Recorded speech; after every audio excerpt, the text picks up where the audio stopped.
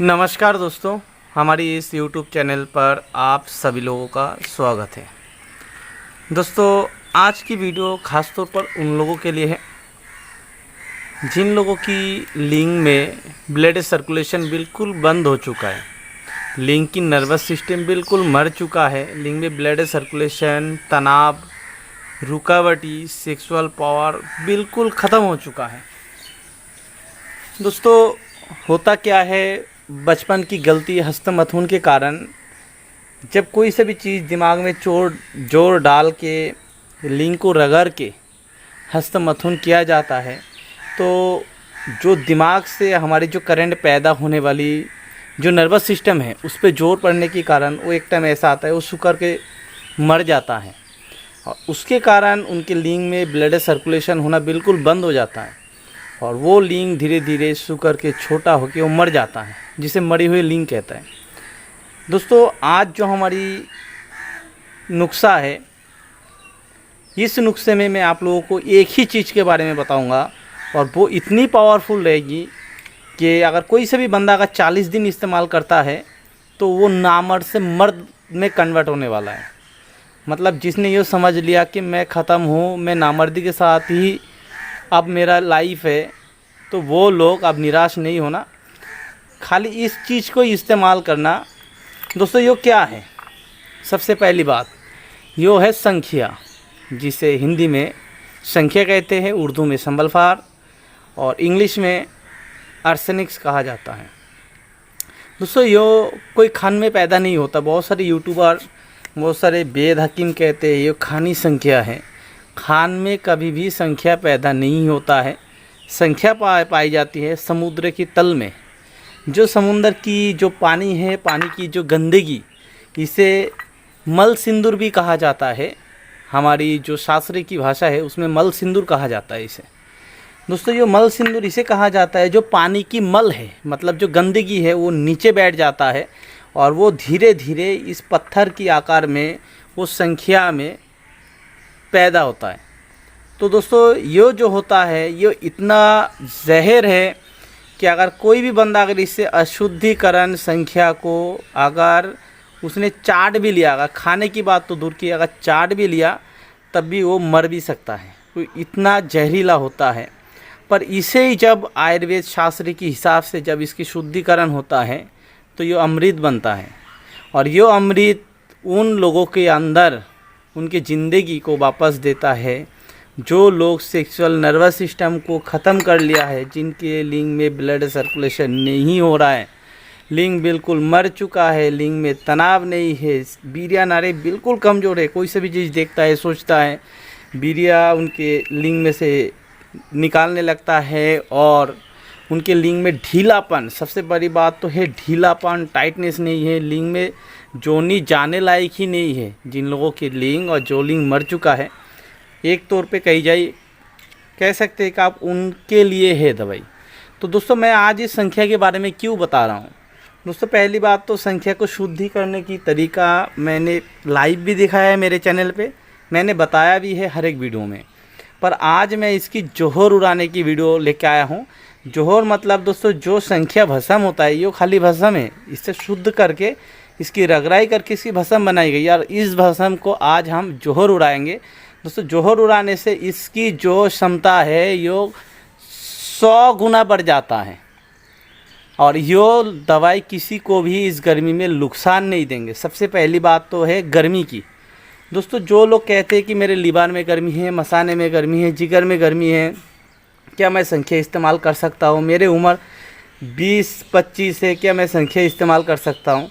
तो दोस्तों, आज मैं उनके लिए ही दवाई लेके आया हूँ कि यो संख्या को मैं आज जोहर उड़ा के जो बना के तैयार करूँगा।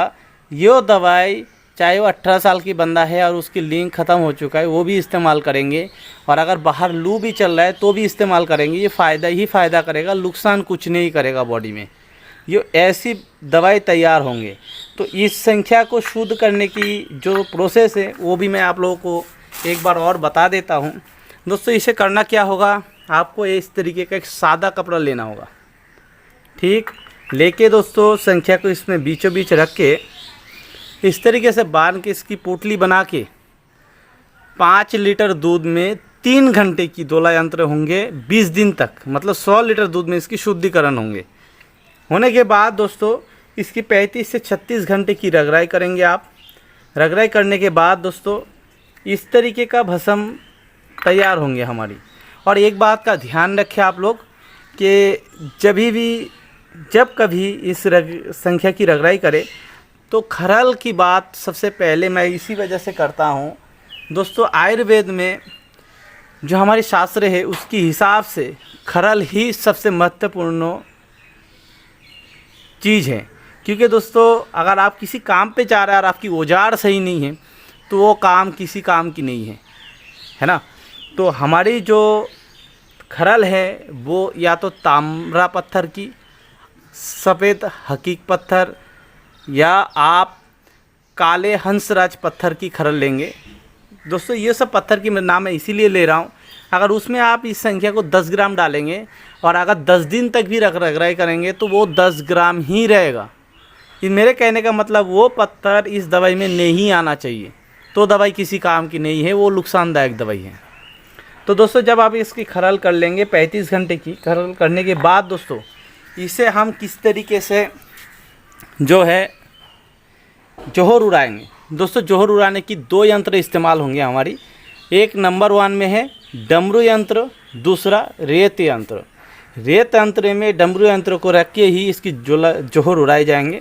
दोस्तों करना क्या होगा, ये जो हमारी कुज्जी है, इस कुज्जी के अंदर हम सारे चीज़ मैं आप लोगों को लाइव दिखाऊंगा इस वीडियो में। जैसे ये संख्या भस्म को आपने डाल दिया, डालने के बाद दोस्तों इसे डमरू यंत्र इस तरीके से बनाएंगे। दोस्तों डमरू यंत्र इसे कहते हैं जो हमारे हिंदू शास्त्र में जो शिव है भगवान, उसके हाथ में जो डमरू रहता है वो उस तरीके से आकार से बनता है, इसलिए इसके नाम डमरू यंत्र है। दोस्तों ये इस तरीके से इसे पहले तो तार से बांधना होगा।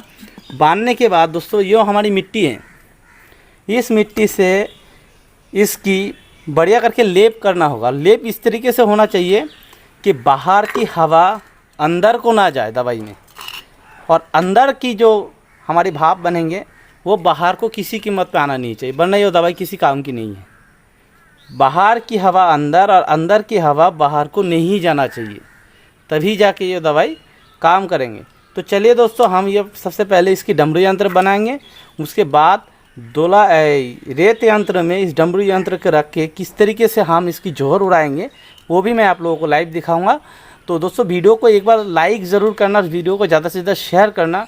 और दोस्तों किसी भी भाई को अगर मेरे से कोई सा भी जानकारी चाहिए वो सुबह को 10 बजे से लेकर 1 बजे के बीच फ़ोन करे, या तो शाम को 7 बजे से लेकर रात की 10 बजे के बीच में फ़ोन करे, वरना दोपहर के टाइम तो बिल्कुल भी फ़ोन ना करे, ना ही रात को 10 बजे के बाद फ़ोन करे, ना ही 10 बजे से सुबह को 10 बजे से पहले। तो चलिए दोस्तों मैं दिखाता हूँ, पहले डमरू यंत्र बनाएंगे इसकी, अब बना के हम रेत यंत्र में रख के इसकी जोहर उड़ाएंगे। तो दोस्तों ये जो है हमारी डमरू यंत्र बनके तैयार हो चुका है। अब हम इसे रेत यंत्र में बिठाएंगे। दोस्तों रेत यंत्र उसे कहते हैं, ये कढ़ाई में रेत डाल के, और दोस्तों जिस कुज्जी में हमने संख्या डाला है ना वो कुज्जी नीचे की तरफ रहनी चाहिए, और जो ऊपर की कुज्जी है, जो खाली कुज्जी है वो ऊपर की तरफ रहना चाहिए। ऊपर को कभी भी आप लोग मिट्टी ना लगाएं, क्योंकि ये ऊपर को आपको गीला कपड़ा रखना होगा। चलिए दोस्तों इसका भी प्रोसेस मैं आप लोगों को सब लाइव दिखाऊंगा आज। तो दोस्तों देखिए ये है रेत यंत्र, और इसके अंदर जो डमरू यंत्र है उसे बिठा दिया गया है। उसके बाद ये जो है कम से कम 10 घंटे की आग लगेगी इसमें, और इस तरीके से जो है जब ये कपड़ा सूख के आएंगे तब इस कपड़े को फिर गीला करके फिर इसके ऊपर रखा जाएगा। तो इस तरीके से 10 घंटे की के आग देने के बाद ये जो है हमारी जोहर तैयार हो जाएगा। फिर भी इसके बाद इसकी 35 घंटे की रगड़ाई होंगे दोस्तों, तब जाके ये जोहर वाली जो दवाई है हमारी संख्या की ये कंप्लीट होंगे। दोस्तों ये किसी से भी किसी के ऊपर भी फेल होने वाली दवाई नहीं है। तो दोस्तों हमारे इस चैनल को सब्सक्राइब करें, इस वीडियो को लाइक करें और वीडियो को ज़्यादा से ज़्यादा शेयर करें। धन्यवाद दोस्तों।